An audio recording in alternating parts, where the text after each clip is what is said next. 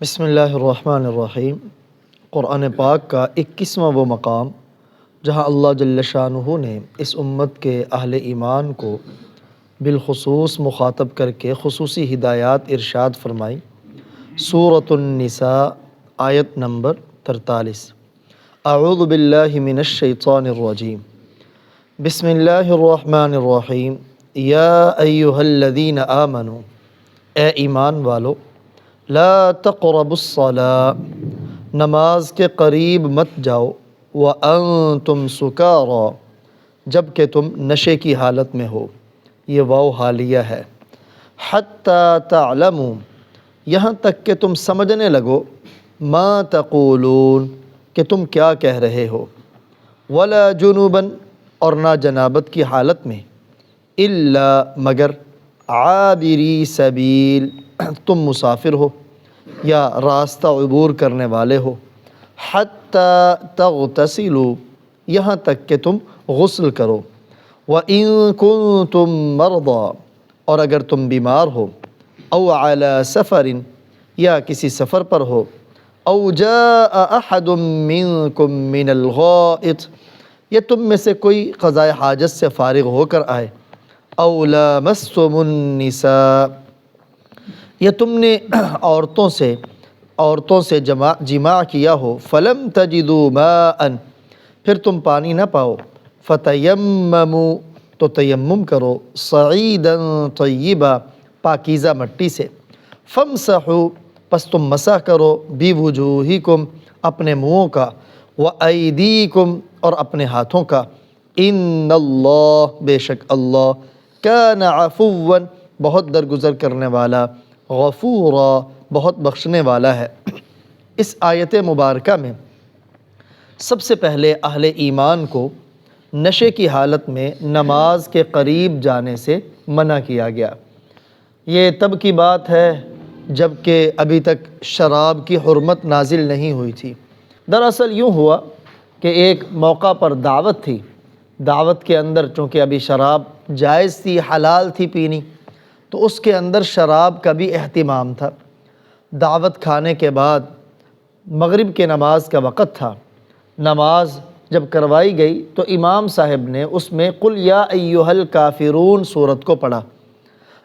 جب قل یا ایہا الکافرون کو پڑھا تو اس کی یہ آیت مبارکہ، لا اعبد ما تعبدون،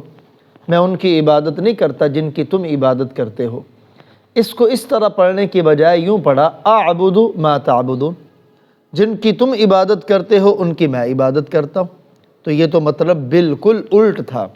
اس موقع پر قرآن پاک کی یہ آیت مبارکہ نازل ہوئی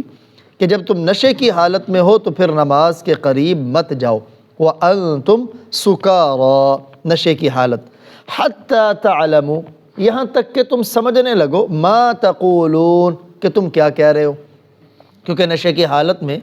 تو تمہیں اس بات کا احساس ہی نہیں ہو رہا کہ تمہاری زبان سے کیا نکل رہا ہے۔ جب تک تمہارا نشہ نہ اتر جائے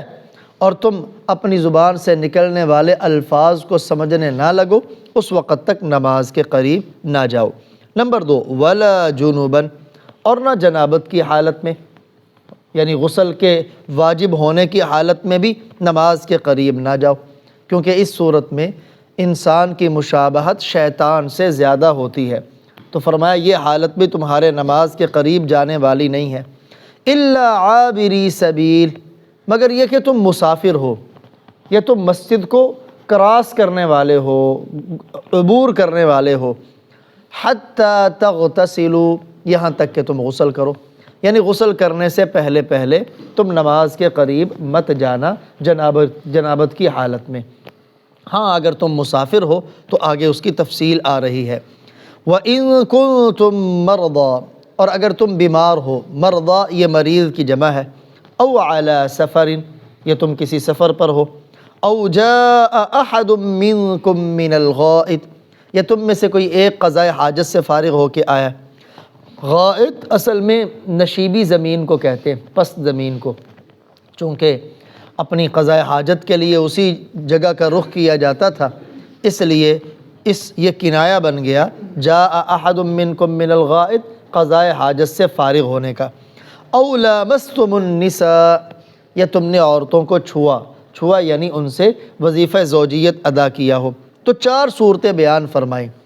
4 صورتیں کہ جن کے اندر انسان کو تیمم کی اجازت دینی تھی۔ پہلی، انسان بیمار ہو، یا نمبر 2 سفر کی حالت میں ہو، سفر کی حالت کہ وہاں اس کے پاس پانی تو ہے لیکن وہ پینے کے لیے ہے، اگر اسے اپنے وضو کے لیے استعمال کرتا ہے تو پانی نہ ملنے کی وجہ سے پیاس کی شدت سے اسے اپنی ہلاکت کا اندیشہ ہے، یا حالت سفر میں پانی قریب ہے ہی نہیں، چاروں اطراف 1 کلومیٹر پر پانی ملنے کا کوئی امکان نہیں۔ نمبر 3، پھر یہ 2 صورتیں تو ہیں عذر کی، پھر آگے اس وقت ہمیں تیمم کب کرنا پڑے گا؟ جب کہ تم نے قضاء حاجت کی ہو، بے وضو تم ہو گئے ہو اور تمہیں وضو کرنا ہے، یا تمہارے اوپر غسل واجب ہے، غسل اور اپنی بیوی کے ساتھ وظیفہ زوجیت ادا کرنے کی وجہ سے ابھی تک تم نے غسل کیا نہیں، تو اس کا مطلب ہے کہ غسل واجب ہونے والی کوئی بھی صورت ہو، تم پر غسل واجب ہوا لیکن پانی تمہیں دستیاب نہیں ہے یا پانی تک رسائی تمہاری ممکن نہیں، تو ان 4 صورتوں میں آگے فرمایا فَتَيَمَّمُوا صَعِيدًا طَيِّبًا،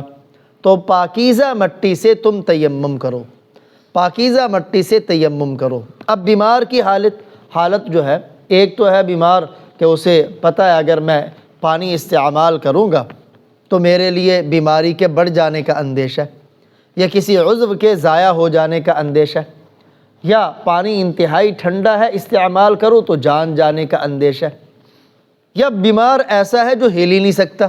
پانی موجود ہے لیکن اسے دینے والا کوئی نہیں، وہ حرکت کر کے پانی اٹھا کے لا نہیں سکتا، تو پاس پڑی مٹی کے ڈھیلے سے ہی تیمم کر کے نماز پڑھ لے۔ نمبر 2، دوسرا ہے مسافر، جیسے میں نے ابھی اس کے بارے میں عرض کیا کہ پانی تو ہے لیکن اس پینے کے لیے، اور پانی بھی اتنا کہ اگر اسے وضو میں استعمال کرے تو بعد میں پیاس کی شدت سے ہلاکت نظر آتی ہو، یا جہاں سفر میں ہے تو وہاں اس کے لیے پانی ہے ہی نہیں، دستیاب ہی نہیں، اور چاروں اطراف میں 1 کلومیٹر میں بھی پانی ملنے کا امکان نہیں، تو پھر حکم دیا فَتَيَمَّمُوا صَعِيدًا طَيِّبًا، تو پھر تم تیمم کرو پاکیزہ مٹی سے۔ پاکیزہ صعید کہتے ہیں سطح زمین کی سطح کو، مراد مٹی ہو یا مٹی کے ہم جنس کوئی دوسری چیز ہو، مٹی کا ڈیلا ہو یا اگرچہ کوئی پتھر یا چٹان ہے لیکن اس کے اوپر گرد و غبار پڑی ہوئی ہے، مٹی پڑی ہوئی ہے، تو اب 2 ضربیں لگانی ہیں۔ ان 2 ضربوں میں کیا کرنا ہے؟ تیمم میں 2 ضربیں لگانا، یہی تیمم کا رکن ہے، یہی تیمم میں 2 فرض ہیں۔ وہ 2 ضربیں کون سی ہیں؟ پہلی ضرب تم نے لگانی ہے اپنے چہرے کے لیے، ہاتھوں کو یوں آپس میں ملا کر مٹی کے اوپر مارنا ہے، اور مارنے کے بعد اگر ہاتھوں کو مٹی زیادہ لگی ہے تو اسے جھاڑ لیں، اور اس کے ساتھ اپنے چہرے کو یوں ہاتھ ملے کہ جیسے انسان وضو کے اندر اپنا چہرہ دھوتا ہے، کہ یہ پیشانی اور تھوڑی کے نیچے اور دونوں کانوں کی لو، کوئی جگہ ایسی نہ رہے جہاں اس کا ہاتھ نہ پھرے۔ پھر دوسری ضرب لگائے، مٹی اگر زیادہ لگ جائے تو اسے بھی جھاڑ لے، اور اپنے پہلے دائیں ہاتھ کو کوہنی سمیت اور پھر بائیں ہاتھ کو کوہنی سمیت کر کے جیسے انگلیوں میں خلال کیا جاتا ہے خلال بھی کرے۔ یہ 2 ضربیں لگانے کے بعد اب دیکھیں اگرچہ مٹی ہے، بدن کو مزید اس گرد و غبار والا کرتی ہے، لیکن شریعت نے اس کے اندر امت کے لیے آسانی رکھی، اور یہ اسی امت کی خصوصیت ہے، پہلی امتوں کے لیے یہ نہیں تھا،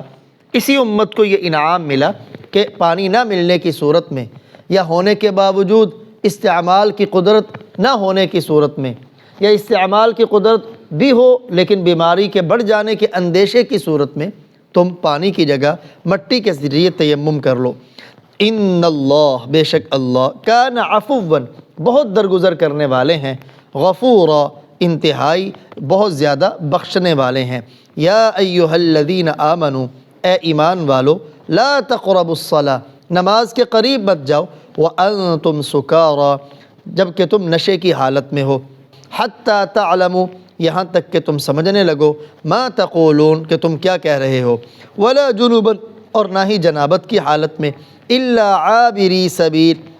مگر یہ کہ تم مسافر ہو، یا مگر یہ کہ تم راستے کو عبور کرنے والے ہو، حتیٰ تغتسلوا، یہاں تک کہ تم غسل کرو، وَإِن كُنتم مَرْضَىٰ، اور اگر تم بیمار ہو، او علی سفر، یا سفر پر ہو، او جاء احد منکم من الغائط، یا تم میں سے کوئی قضاء حاجت سے فارغ ہو کے آیا، او لامستم النساء، یا تم نے عورتوں سے جماع کیا، فلم تجدوا ماء، پھر تم نے نہیں پایا پانی کو، فتیمموا صعیدا طیبا، پس تیمم کرو پاکیزہ مٹی سے، فامسحوا، پھر تم مسح کرو، بوجوہکم، اپنے منہوں کا، وایدیکم، اور اپنے ہاتھوں کا، ان اللہ، بے شک اللہ، کان عفوا، بہت زیادہ درگزر کرنے والے، غفورا، بہت زیادہ بخشنے والے۔